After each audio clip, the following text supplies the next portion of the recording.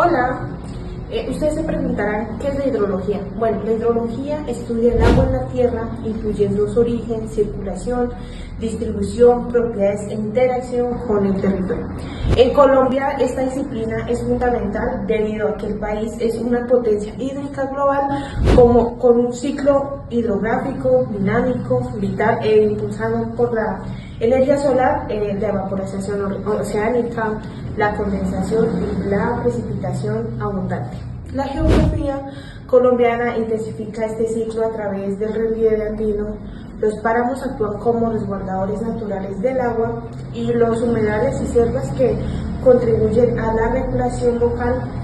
Ahora vamos a contextualizar las 5 vertientes y regiones más grandes que tiene Colombia, donde superficialmente fluyen sus aguas como son sus ríos, quebradas y arroyos.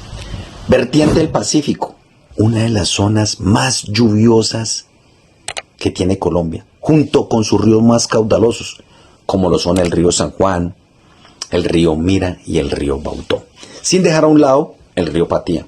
Zonas que lo abarcan, la costa pacífica y laderas de la cordillera occidental.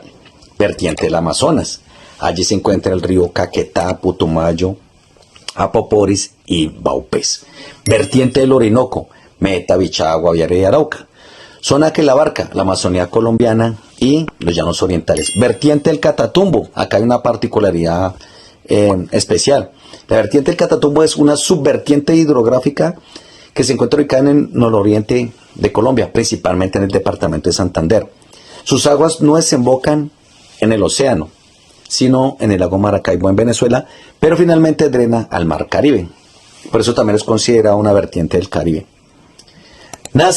El río Catatumbo nace en la cordillera oriental de Colombia, entra a Venezuela y desemboca en el lago de Maracaibo. Sus ríos y afluentes más importantes de Colombia son el río Zulia, el río Sardinata, el río Tarra, el río Tibú y quebradas de la Serranía de los Motilones. Zonas que abarcan municipios del norte de Santander, Tibú, La Tarra, Sardinata y Convención Acaré. Vertiente del Caribe. Es una de las zonas económicas más importantes que tiene Colombia. ¿Por qué? Porque pasa los ríos que son Magdalena, Cauca, Trauto, Sinú y San Jorge. Zonas que abarcan el mar Caribe colombiano, parte de los Andes, Sierra Nevada de Santa Marta. Ahora hablaremos de centros de irradiación hidrográfica en Colombia. Estos centros de irradiación hidrográfica son áreas de territorios donde nacen numerosos ríos que luego se distribuyen hacia diferentes vertientes. Caribe, Pacífico, Orinoco y Amazonas son esenciales porque garantizan la disponibilidad de agua para casi todo el país. En Colombia destacan principalmente 2 grandes centros de irradiación. El Macizo, también llamado Nudo de Almaguer, está ubicado entre los departamentos Huila, Cauca, Nariño y Putumayo y es el centro hídrico más importante de Colombia. Aquí nacen los ríos más grandes del país, que se distribuyen en 3 grandes vertientes. Ahora, ¿por qué es tan especial? Porque su gran concentración de montañas, glaciares y páramos, que es la altísima precipitación y suelos que almacenan agua, es el corazón hídrico de Colombia. Contamos con 4 ríos principales: Río Magdalena, Río Cauca, Río Amazonas y Río Atrato. El río Magdalena, con una longitud de 1.528 kilómetros, nace en el macizo colombiano Huila, desemboca en el mar Caribe cerca de Barranquilla, con una importancia principal que es el eje fluvial del país. El río Cauca tiene una longitud de 1.350 kilómetros, nace en el macizo colombiano, desemboca en el río Magdalena en el departamento de Bolívar, con una importancia el segundo río más importante del sistema del Magdalena. El río Amazonas, con una longitud de 6.400 kilómetros, pasa por una pequeña franja de Colombia, nace en el Nevado Mimí, Perú, desemboca en el Océano Atlántico y tiene una importancia de que es el río más largo y caudaloso del planeta. Ahora el río Atrato tiene una longitud de 650 kilómetros, nace en la cordillera occidental, desemboca en el Golfo de Urabá del Mar Caribe y tiene una importancia de uno de los ríos más caudalosos por kilómetros cuadrados. Continuamos con los páramos. Son ecosistemas de alta montaña, por encima de 3.000 metros, que funcionan como esponjas de agua. Colombia tiene el 50% de los páramos del planeta. ¿Qué hacen los páramos? Captan agua de niebla y lluvia, la almacenan en suelos y plantas como los frailejones, liberan el agua lentamente a ríos y lagunas, garantizando el agua durante todo el año.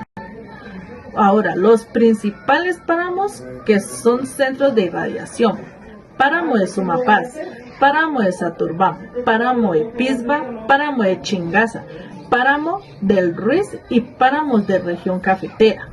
Yo les hablaré acerca de los conflictos en el Cauca por el cultivo de caña de azúcar versus las comunidades indígenas. Entre ellos tenemos la expansión del monocultivo y las disputas por el territorio.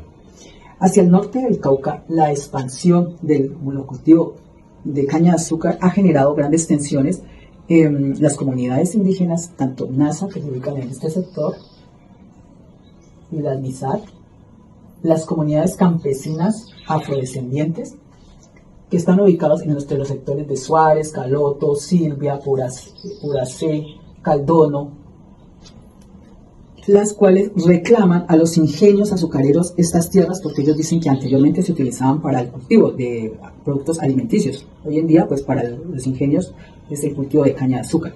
Ellos dicen, las comunidades dicen, que esto afecta la seguridad alimentaria y también limita el acceso a las tierras que son fértiles. Luego tenemos las confrontaciones por la liberación de la madre tierra. Las comunidades indígenas, entre ellas el CRI, han realizado acciones para la liberación de la madre tierra, es decir, donde se sustituye la caña de azúcar por cultivos alimenticios. Esto ha generado enfrentamientos entre la fuerza pública, incendios de maquinarias y los famosos bloqueos. Los grandes terratenientes dicen que ellos han invadido su propiedad privada. Entre otros conflictos tenemos el impacto ambiental. Debido a que los grandes cultivos de caña de azúcar en gran escala implican el uso inadecuado de agroquímicos que hacen que se contamine el suelo y las fuentes de agua. Otro conflicto es el impacto sociocultural, donde las comunidades sostienen que la expansión de los ingenios desintegra las prácticas culturales ligadas a sus territorios. Fomentan además las relaciones laborales precarias y aumenta la desigualdad entre terratenientes indígenas y los campesinos. Luego tenemos el impacto humano por la contaminación de los ríos, por la minería y las represas hidroeléctricas. Entre ellos tenemos la minería y la contaminación de ríos. En los ríos Patía, aquí tenemos el río Patía, el río Ovejas, hacia el norte, que está ubicado en Suárez, y el río Ovejas y Zambingo. Vamos por aquí queda el río Zambingo.